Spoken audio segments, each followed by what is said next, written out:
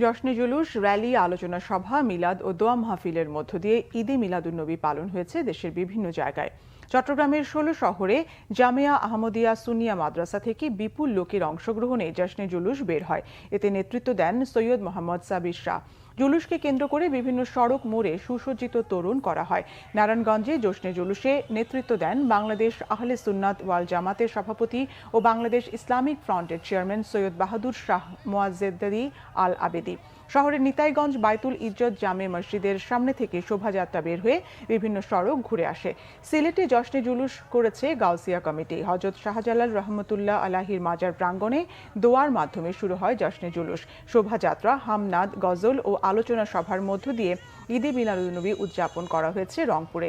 নগরীতে বিভিন্ন সংগঠন আলাদাভাবে শোভাযাত্রা করেছে। ফেনীতে ঈদে মিলাদুন্নবী পালনে বর্ণাঢ্য র্যালি বের করে বারাহি গুনি দরগা শরীফ, চেরাগি চিশতি মঞ্জিল।